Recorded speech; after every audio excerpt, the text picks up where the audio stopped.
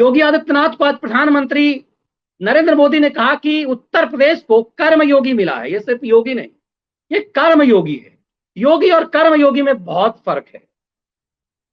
और उस योगी को कर्मयोगी बना करके आज नरेंद्र मोदी ने दरअसल यूपी के सालों की पॉलिटिक्स की हवा निकाली है और उस तमाम खरियल खैरातियों के खेल का खात्मा कर दिया जिन्होंने इस कोरोना काल में भारत को, भारत सनातनी संस्कृति को बदनाम करने का एक गंदा खेल खेला था।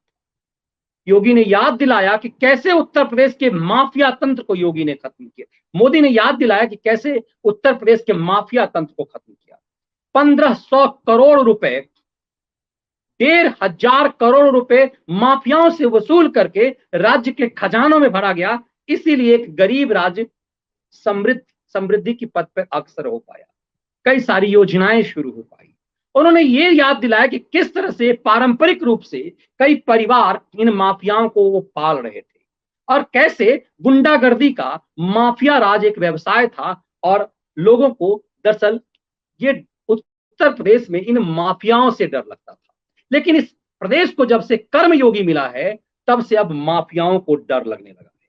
तो ये फर्क ये जमा है कि उन्होंने खुद कहा कि उत्तर प्रदेश समृद्धि के रास्ते पर जा रहा है, माफियाओं की संपत्ति जब्त की जा रही है। एक निहायत पिछड़ा प्रदेश, सघन आबादी वाला प्रदेश, एक बीमारू प्रदेश भरोसे का प्रदेश बन गया जिस पर अब कई सारे व्यवसायी उद्योग लगाने का सपना देख रहे हैं और चीजें शुरू हो चुकी है। नोएडा में फिल्म सिटी का होना, उसके लिए चैलेंज ले लेना, नोएडा में इंटरनेशनल एयरपोर्ट के लिए को प्रस्तावित कर देना और इसके साथ साथ सबसे हम ये कि सत्ता का इकबाल, आम आदमी के अंदर वो डर।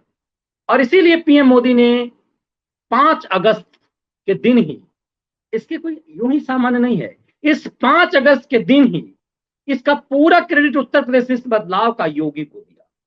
योगी आदित्यनाथ ने, आज चूंकि 5 अगस्त है, ना सिर्फ 370 वाला मामला, लेकिन आज ही राम मंदिर का शिलान्यास की तारीख दी गई थी, जो पिछले साल प्रधानमंत्री ने शिलान्यास वहां किया था, भूमि पूजन किया था।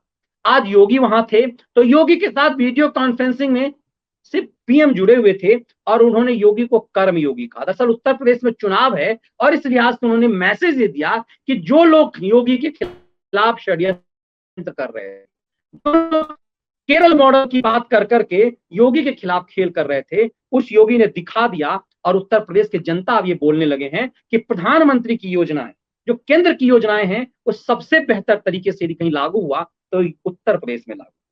और उत्तर प्रदेश ने आम आदमी का भरोसा जीता है।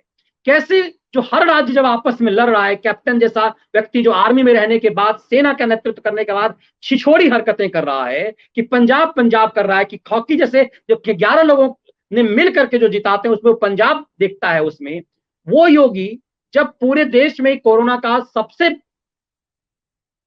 बुरा दौर था, उस समय में इस योगी ने कहा था कि जो हमारे प्रदेश में आ गया, जब केजरी जैसे लोग, जब मुख्यमंत्री छोटे से एक पिद्दी से स्टेट के मुखिया अपने स्टेट से मजदूरों को भगाने का षड्यंत्र रच रहे थे, जब महाराष्ट्र से मजदूरों को भगाया जा रहा था, वो बिहार की तरफ आ रहे थे, यूपी की तरफ जा रहे थे, तो उन्होंने खास करके उत्तर प्रदेश में घुसे नोएडा और गाजियाबाद के रास्ते से प्रवेश किए हुए मजदूरों के लिए उन्होंने कहा कि जो मजदूर उत्तर प्रदेश में घुस गया वो अब यूपी का हो गया। ये कहने वाला पूरे देश में एकमात्र चीफ मिनिस्टर थे। इसीलिए पूरे देश में उसके लिए अब ये भी मांग होने लगती है कि वो भारत का भावी प्रधानमंत्री। इसीलिए उसके बाद जब उनके लिए भावी प्रधानमंत्री की बात होने लगी तो खैरातियों ने उसे मोदी और योगी में टकराहट के रूप में दिखाना शुरू किया।